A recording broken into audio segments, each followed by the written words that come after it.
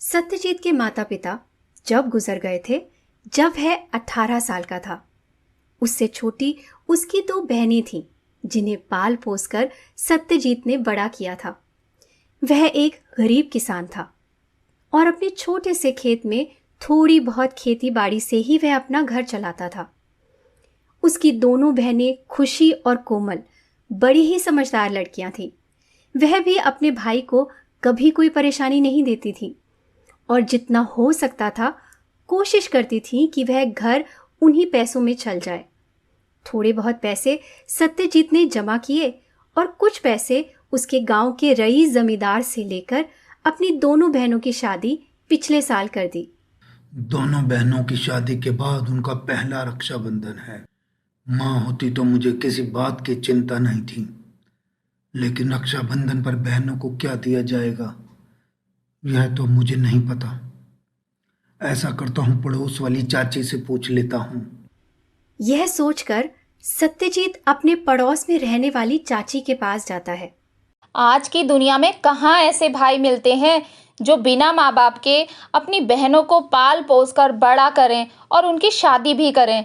सचमुच में सत्यजीत, तुम तो पूरे गांव के लिए मिसाल बन गए हो। क्या चाची, ये कहकर मुझे शर्मिंदा मत करो। मेरी बहनें हैं, इतना तो मुझे करना ही था। मुझे तो बस इस बात की चिंता है कि दोनों बहनों का पहला रक्षाबंधन है शादी के बाद, पर मुझे पता नहीं कि क्या करना चाहिए। चाची, मुझे बताना कि क्या क्या देना होता है और क्या क्या करना होगा।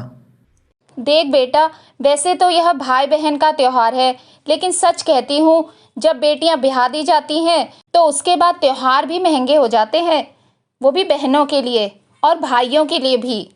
वैसे तो खुशी और कोमल दोनों ही समझदार लड़कियां हैं, लेकिन उनके ससुराल वाले, उनका तो पता नहीं क्या क्या उम्मीदें लगा रखी होंगी उन्होंने। इसलिए बेटा, दोनों बहनों के लिए और उनके पतियों के लिए कपड़े खरीद लेना और मिठाई के डब्बे भी, और साथ साथ कुछ पैसे भी रख देना। ठीक है चाची, सच कह रही हो, त्योहार शादी के बाद और महंगे हो जाते हैं। सत्यजीत वहां से चला जाता है और वह हाथों में ही गिनता है तो राखी को पूरे 10 दिन पड़े हुए थे। और उधर कोमल की ससुराल में, बहू, पहली बार अपने घर जा रही है राखी पर। तेरी माँ जिंदा होती तो समझती कि क्या रीति रिवाज होते हैं। अब तेरा भाई बेचारा, वह क्या समझेगा, लेकिन तू उसे जाकर बता देना कि उसे क्या क्या देना है। यहाँ पर आस पड़ोस के लोग भी तो देखने आएंगे कि पहली राखी पर तेरे भाई ने क्या दिया है। जी माँ जी, मैं सत्यजीत भैया से कह दूंगी। अरे माँ, भला ये क्या बात हुई? दोनों बहन भाइयों का त्योहार है, इसमें पड़ोसियों को क्या दिखाना है? अब यह सब पुराने रीति रिवाज हो चुके हैं। इन दोनों बहन भाई के त्योहार में आप मत पड़ो। हाँ बेटा, तुम लोग नए जमाने के हो गए हो और यह पुराने रीति रिवाज तुम्हें नहीं पता। नहीं माँ, ऐसा नहीं चल सकता। तुम नहीं समझ सकती हो, इसका भाई, उसके पास जमीन ही कितनी है, कितनी मुश्किल से उसने अपनी दोनों बहनों की शादी की है। क्यों उस बेचारे पर इतना बोझ डाल रही हो? इसी बात पर माँ बेटी की काफी बहस होने लगती है। कोमल बीच बीच में बचाव करती है और अपनी सास को समझाती है कि वह अपने भाई को कह देगी। उधर खुशी की ससुराल में खुशी बहुत खुश थी कि उसे अपने मायके जाना है और अपने भाई को राखी बांधनी है। मुझे पता है, जब माँ बाप गुजर गए थे उसके बाद भाई ने हमें कितना लाड प्यार से बड़ा किया है। त्योहारों पर अपने लिए कुछ नहीं लेते थे, हम दोनों के लिए ही हमारी पसंद का सामान लेकर आते थे। भगवान ऐसा भाई किसी किसी को ही देता है। अगर भाई की तारीफ हो गई हो तो खाना परोस दो। और हाँ खुशी, माँ कह रही थी कि पहली राखी पर जा रही हो तो अपने भाई से भी कह देना कि तुम्हें ढंग से चीज दे। माँ को बिल्कुल भी पसंद नहीं कि मायके से लड़की को खाली हाथ भेज दें। अरे सत्यजीत भैया, क्यों मुझे खाली हाथ भेजने लगे? जितना उनसे होगा वह मुझे त्योहार पर देंगे, और फिर राखी के त्योहार पर ये लेन देन कहाँ से आ गया? हम तो अपने भाई को राखी बांधते थे और वह हमें 10 रुपए जो भी दे देते थे उसी में हम खुश हो जाते थे। 10 रुपए? वो पुराने टाइम की बात थी। अब तुम शादी के बाद पहली बार घर जा रही हो, इसलिए अपने भाई को भी समझा देना। तभी खुशी की ननंद उधर आ जाती है। क्या कहा भाभी? आपके भैया आपको 10 रुपए देते थे? भाई फिर तो मैं बहुत अच्छी हूँ। मेरे भाई ने तो मुझे कभी इतने कम पैसे नहीं दिए। खुशी को बिल्कुल भी अच्छा नहीं लग रहा था। उसे ऐसा लग रहा था जैसे कि वह त्योहार मनाने नहीं, अपने भाई को लूटने जा रही है। और उधर सत्यजीत भी चिंता में था, क्योंकि वह सारा पैसा अब जमींदार को दे रहा था। हे भगवान, अब क्या करूं? राखी से 2 दिन पहले जमींदार को पैसे देने हैं। अगर उसे पैसे दे दिए तो फिर मेरे पास इतने भी पैसे नहीं बचेंगे कि अपनी बहनों को कुछ दे सकूं। और जमींदार को पैसे नहीं दिए तो उसने तो साफ साफ कहा था कि वह मेरी जमीन ले लेगा। क्या करूं क्या ना करूं, कुछ समझ में नहीं आ रहा। फिर सत्यजीत अपना फावड़ा लेकर खेतों की तरफ चल देता है। उस छोटे से खेत में उसने सब्जियां लगा रखी थी। वह जाकर सब्जियों को तोड़ लेता है और फावड़े से जो काम करना था उसे खत्म कर लेता है। और फिर वह सब्जियां ले जाकर मंडी में बेच देता है। जब वह रास्ते में आ रहा था तो देखता है बाजार रक्षाबंधन के लिए बहुत सुंदर सजा हुआ है। वह एक कपड़े वाले की दुकान पर जाकर रुक जाता है। क्या करूं इन पैसों से?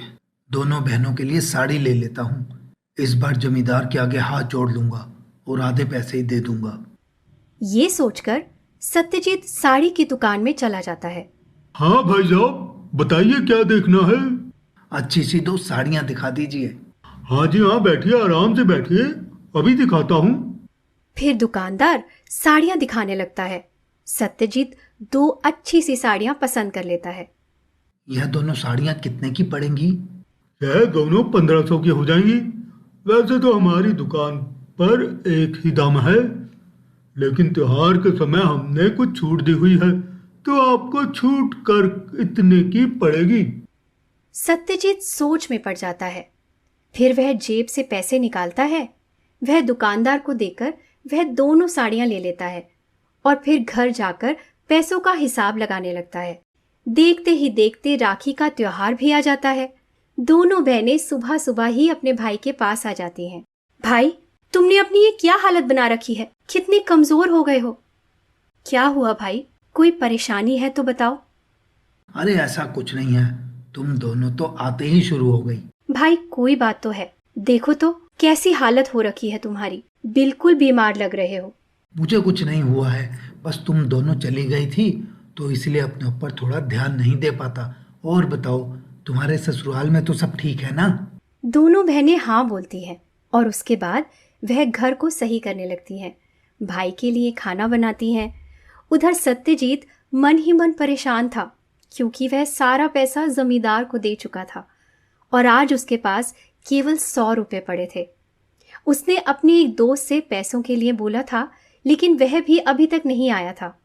फिर दोनों बहनें शुभ मुहूर्त में अपने भाई के हाथ पर राखी बांधती हैं और सत्यजीत दोनों बहनों को साड़ी दे देता है।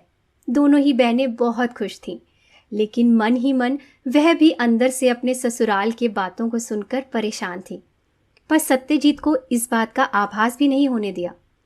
तुम दोनों हमेशा खुश रहो और जाने की कोई जल्दी नहीं है। 2-4 दिन यहीं अपने भाई के पास रुको। भाई, मैं रुक तो जाती, लेकिन वह शाम को ही मुझे लेने के लिए आ जाएंगे। हाँ, तो कोई बात नहीं, वह भी रुक जाएंगे। कल चली जाना, मैं भी तो कल जाऊंगी। आज हम तीनों भाई बहन अपने पुराने दिनों को याद करते हैं। शाम को कोमल का पति विशाल वहां आता है और सत्यजीत उसका स्वागत करता है। अब क्या करूंगा? दोनों बहनों को देने के लिए तो पैसे नहीं थे, ऊपर से विशाल भी आ गए हैं। मुझे लगता है दोस्त के पास भी पैसे नहीं हैं, तभी वह अभी तक नहीं आया। तभी सत्यजीत का दोस्त आ जाता है। सत्यजीत उसे घर से बाहर ले जाकर बात करने लगता है। घर की खिड़की से कोमल का पति सत्यजीत को देख रहा था और उसके चेहरे पर आई हुई परेशानी को भांपने की कोशिश कर रहा था।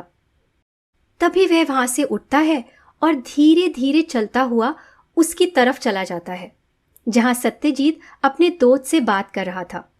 अब क्या करूंगा? जमींदार से कर्जा लिया था बहन की शादी के लिए, वो ही चुका रहा हूँ। मैं सोच रहा था कि तुझसे थोड़े पैसे लेकर त्योहार मन जाएगा। अब क्या करूं, समझ नहीं आ रहा। भाई, मेरा तो पता है मेरे हालात भी ऐसे हैं। मैंने कोशिश तो की थी, लेकिन 500 से ज़्यादा नहीं कर पाया। नहीं नहीं दोस्त, तूने इतना किया वो भी बहुत है। अच्छा सुन, तू किसी को जानता है जो मुझे पैसे उधार दे दे? उधार तो तुझे मिल जाएगा मेरे भाई, लेकिन उसे चुकाने के लिए फिर तुझे बहुत मेहनत करनी पड़ेगी। जानता हूँ, लेकिन बहनों की ससुराल में बहनों का सर नीचा नहीं होना चाहिए। अरे विशाल, आप क्या हुआ भाई साहब, कुछ परेशान लग रहे हो? अरे नहीं नहीं, ऐसा तो कुछ भी नहीं है, बस दोस्त आया था, उससे ही बात कर रहा था। देखो भाई साहब, मेरी कोई बहन नहीं है, मुझे नहीं पता राखी के त्योहार पर क्या होता है क्या नहीं होता, लेकिन सच कहता हूँ, बहन भाई का त्योहार है, वह आपस में कुछ भी करें, ये रीति रिवाज वगैरह मेरी समझ से तो परे हैं। यह आप क्या कह रहे हैं विशाल? मुझे तो कुछ समझ में नहीं आ रहा। मैंने आपके और आपके दोस्त की बात सुन ली है भाई साहब, परेशान होने की कोई ज़रूरत नहीं है और किसी से उधार लेने की भी कोई ज़रूरत नहीं है। कोमल को मैं खुद ही पैसे दे दूंगा, वो माँ को सामान दिखा देगी, और रही बात खुशी की, तो वो भी मेरी बहन के जैसे ही है। यह पैसे लो और खुशी को दे दो, लेकिन किसी से उधार मत लीजिए। हम सब परिवार हैं और परिवार में किसी को मुसीबत में डालकर त्योहार नहीं मनाया जाता। सत्यजीत बहुत मना करता है, लेकिन कोमल का पति नहीं सुनता। वह सत्यजीत को पैसे देता है। सत्यजीत कोमल और खुशी दोनों को पैसे देता है। वह ससुराल में जाकर सारा सामान दिखा देती हैं। ससुराल वाले भी बहुत खुश हो जाते हैं और सत्यजीत मन ही मन विशाल को धन्यवाद देता है और सोचता है कि त्योहार तो आपस में प्रेम से मनाए जाते हैं।